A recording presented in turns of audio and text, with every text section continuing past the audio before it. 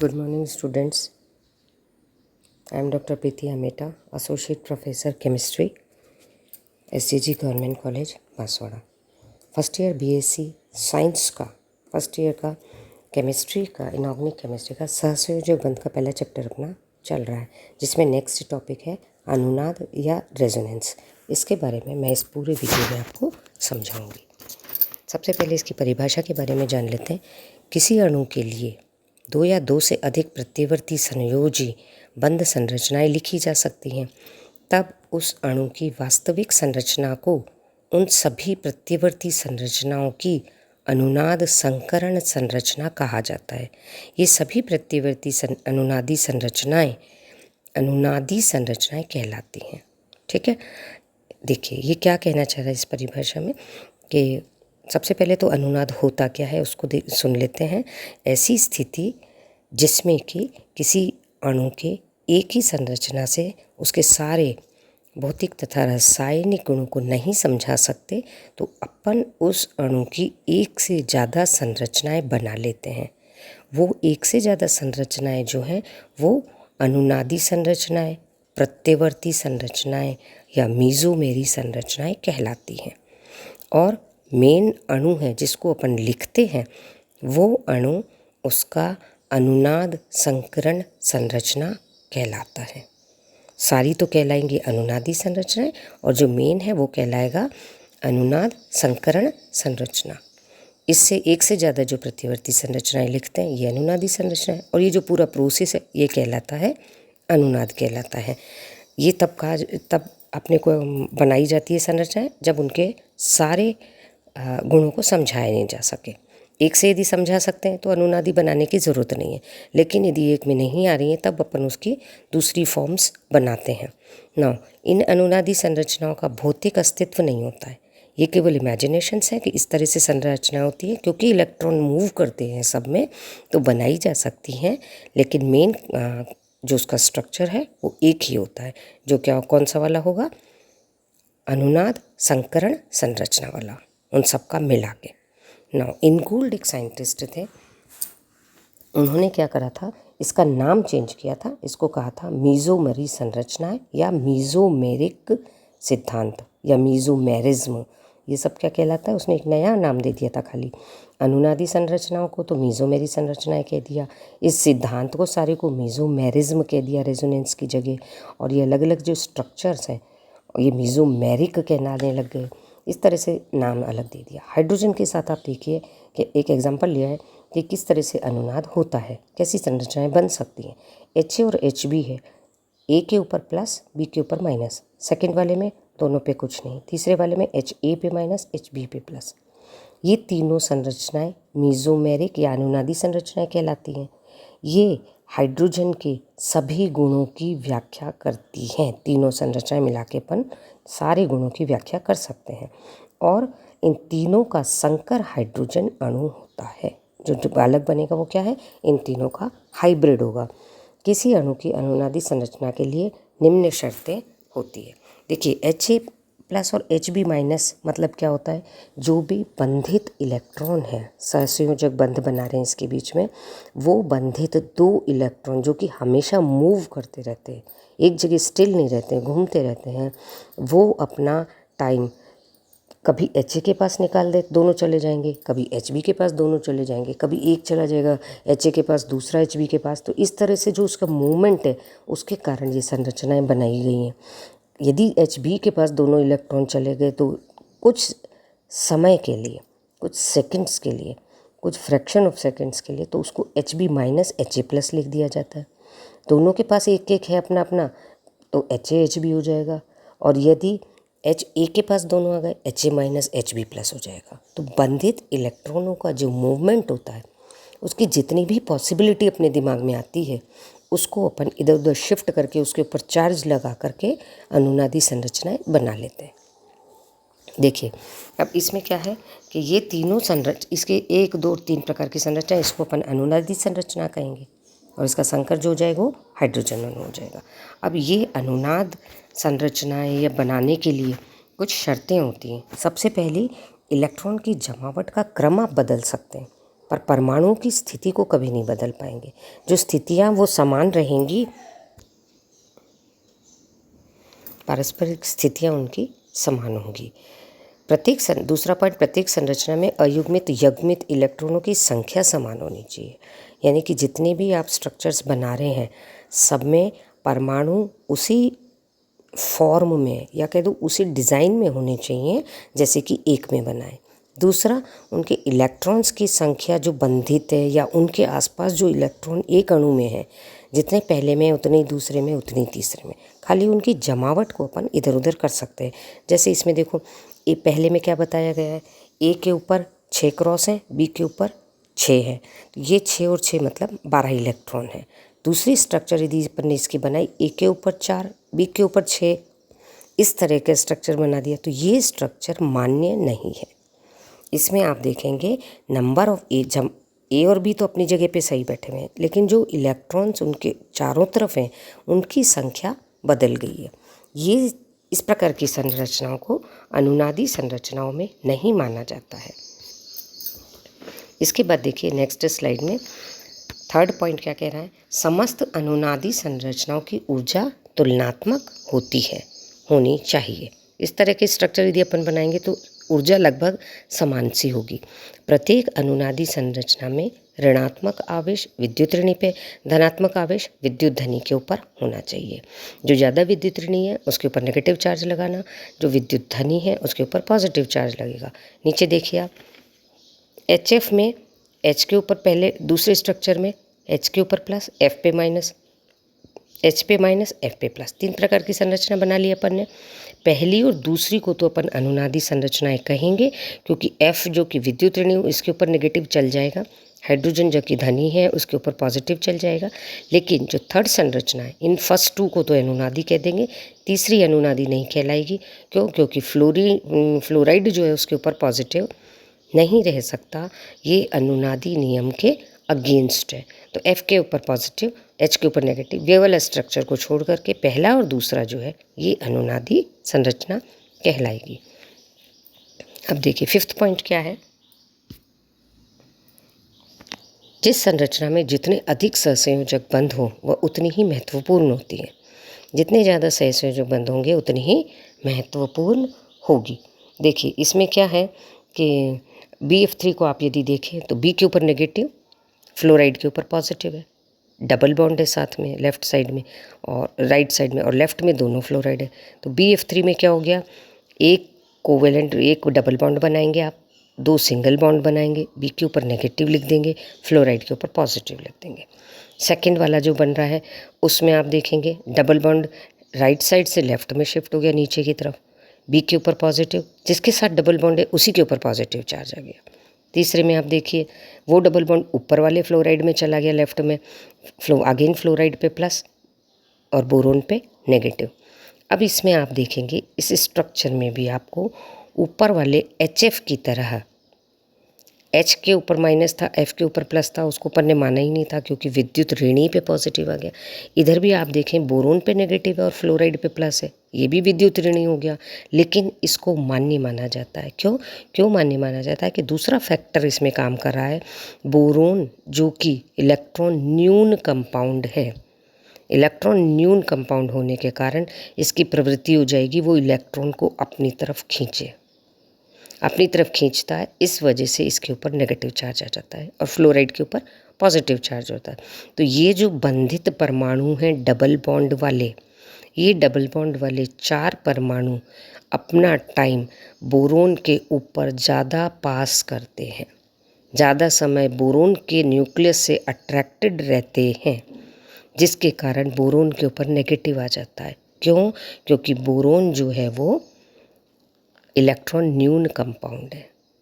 इस तरह से बोरोन पे नेगेटिव, फ्लोराइड पे प्लस, डबल बॉन्ड एक बार राइट में आ गया, लेफ्ट में नीचे आ गया, लेफ्ट में ऊपर आ गया, तीनों संरचनाएं अनुनादी संरचना कहलाती है। इस तरह से इस पर क्वेश्चन बनता है कि यदि विद्युत ऋणी के ऊपर नेगेटिव चार्ज नहीं आ सकता है अनुनादी संरचनाओं में, फिर भी बोरोन ट्राईफ्लोराइड का स्ट्रक्चर इस तरह से समझाया जाता है जो मैंने अभी ऊपर बताया है। बोरोन ट्राईफ्लोराइड में फ्लोरीन के ऊपर पॉजिटिव रहता है। क्यों? तो एक्सप्लेन वाई के क्वेश्चन में ये क्वेश्चन इसका एक बनता है। नेक्स्ट में आप देखिए कुछ एग्जाम्पल दिए गए हैं। CO कार्बन मोनोऑक्साइड, CO में आप देखेंगे डबल बॉन्ड होता है।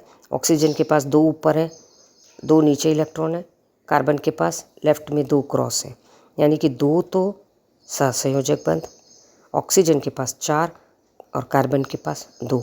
नेक्स्ट वाले में आप क्या देखेंगे, बॉन्ड ट्रिपल हो गया। कार्बन के ऊपर 2 इलेक्ट्रॉन होकर के नेगेटिव चार्ज आ गया, ऑक्सीजन के ऊपर पॉजिटिव चार्ज आ गया। 2 इलेक्ट्रॉन जो ऑक्सीजन के थे वो बीच में आ गए, यानी कि कार्बन ने उसको थोड़ा सा अपनी तरफ खींच लिया। जैसे ही कार्बन ने उसको अपनी तरफ खींचा, नेगेटिव चार्ज आ गया। फिर वापस से जैसे यदि कार्बन ने वापस इसको रिलीज़ करके ऑक्सीजन के पास भेजा, वापस पहली वाली स्थिति आ गई। इस तरह से ये दोनों स्ट्रक्चर एक दूसरे में लगातार चेंज होते रहते हैं। नाउ दूसरा देखिए CO2 में, CO2 में भी यही है, C डबल बॉन्ड O दोनों साइड में। अब इसकी नेक्स्ट फॉर्म क्या बनेगी, जैसे अपन ने ऊपर एक तरफ ट्रिपल बॉन्ड बनाया था, सेम नीचे वाले में बना देंगे। एक बार लेफ्ट में ट्रिपल बॉन्ड बना दो, एक बार राइट में ट्रिपल बॉन्ड बना दो। यदि अपन ट्रिपल बॉन्ड बनाएंगे तो दूसरी तरफ कार्बन पे सिंगल बॉन्ड हो जाएगा, और इधर दूसरे वाला जो ऑक्सीजन है और एक तरफ ट्रिपल बॉन्ड रहेगा। इसकी सेकंड स्ट्रक्चर आप देखो, कार्बन के लेफ्ट में ट्रिपल बॉन्ड होते ही ऑक्सीजन पे नेगेटिव हो गया। क्यों? क्योंकि ऑक्सीजन पे पॉजिटिव होगा, क्योंकि ऑक्सीजन का इलेक्ट्रॉन कार्बन खींच रहा है, थोड़ा सा ले रहा है। और इधर की तरफ वो कार्बन जो ऑक्सीजन की इलेक्ट्रॉन खींच रहा था, उस पर इलेक्ट्रॉन डेंसिटी ज़्यादा हो गई। वो इलेक्ट्रॉन डेंसिटी थोड़ी सी कहाँ शिफ्ट हो गई, नेक्स्ट वाले ऑक्सीजन पे, तो वो नेगेटिव चार्ज हो गया। इस तरह से एक बार ऑक्सीजन पे पॉजिटिव इधर, नेगेटिव राइट में। फिर इसका उल्टा बना दो, ऑक्सीजन पे नेगेटिव लेफ्ट में, ऑक्सीजन पे पॉजिटिव राइट में। जिधर ट्रिपल बॉन्ड है उधर पॉजिटिव ऑक्सीजन हो जाएगा, जिधर सिंगल बॉन्ड है उधर नेगेटिव ऑक्सीजन हो जाएगा, क्योंकि वो इलेक्ट्रॉन कार्बन खींच करके दूसरे वाले ऑक्सीजन की तरफ शिफ्ट कर रहा है। नेक्स्ट वाले में देखो NO अणु। अब इसमें ये जो ऊपर कार्बन डाइऑक्साइड जो था, इसमें आप देखो जो 2 संरचनाएं दूसरी और तीसरी है, ये अनुनादी संरचनाएं हैं, और पहली वाली भी अनुनादी है, पर इसको अपन संकरित संरचनाएं कह देंगे, क्योंकि लिखते अपन कैसे, C डबल बॉन्ड हो, C डबल बॉन्ड हो। ये अनुनादी संकर संरचना हो जाएगी। NO में भी आप देख लो, ट्रिपल बॉन्ड बन जाएगा, कोऑर्डिनेट बॉन्ड भी बनेगा, यानी कि ऑक्सीजन ने अपना इलेक्ट्रॉन उपसहसंयोजक बंध के थ्रू नाइट्रोजन को दिया। नाइट्रोजन को देते ही उसके ऊपर नेगेटिव चार्ज, ऑक्सीजन पे प्लस आ गया, पॉजिटिव आ गया। NO2 में आप देखो, NO2 में 1 नाइट्रोजन 2 ऑक्सीजन है। 3 तरह की चीज़ें इसमें आपको देखनी पड़ेंगी। एक उपसहसंयोजक बंध है, इसमें आपको 3 चीज़ दिख रही हैं, एक डबल बॉन्ड, एक उपसहसंयोजक बंध, और एक इसमें कितने नंबर ऑफ इलेक्ट्रॉन किस ऑक्सीजन पे है। ठीक है, तो एक डबल बॉन्ड हो गया NO2 में, एक तरफ लेफ्ट में उपसहसंयोजक बंध हो गया। नाइट्रोजन के ऊपर क्या है,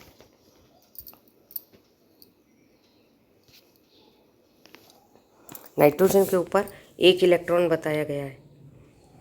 एक ऑक्सीजन पे लेफ्ट वाले में 6 इलेक्ट्रॉन है, राइट वाले में 4 इलेक्ट्रॉन है, उपसहसंयोजक वाले के पास 6 हैं और डबल बॉन्ड वाले के पास 4 इलेक्ट्रॉन है। ये इसकी एक मेन संरचना अपन ने बना ली। अब इसकी दूसरी फॉर्म क्या होगी, लेफ्ट वाले ऑक्सीजन 4 आ जाएंगे, डबल बॉन्ड भी इसके पास ही आ जाएगा, उपसहसंयोजक दूसरे वाले ऑक्सीजन राइट वाले के पास चला जाएगा, 6 इलेक्ट्रॉन इसके पास हो जाएंगे और नाइट्रोजन पे प्लस हो जाएगा। ये तो हो गया।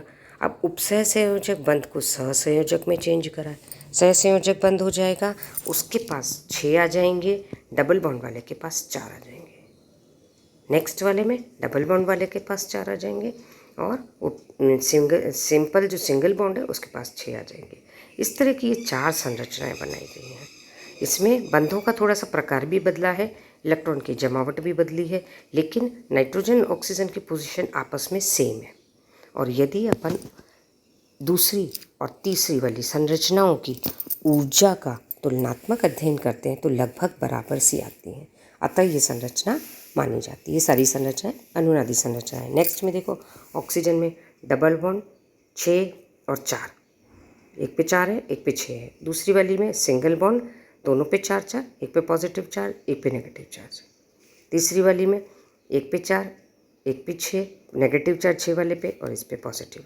इस तरह से ये संरचनाएं चेंज होती जाती हैं।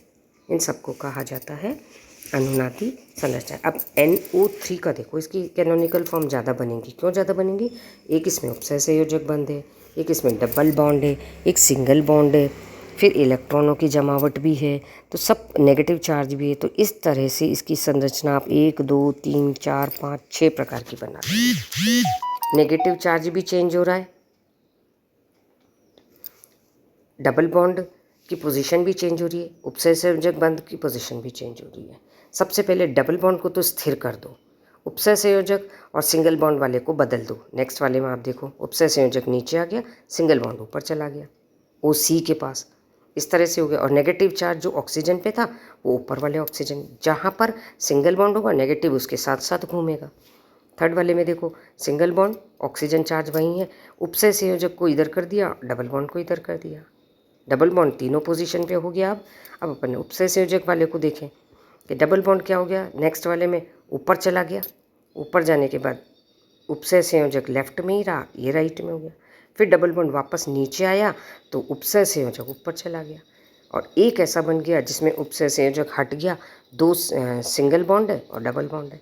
इस तरह से ये सारी संरचनाएं, ये सारी अनुनादी संरचनाएं कहलाती हैं NO3- आयन की।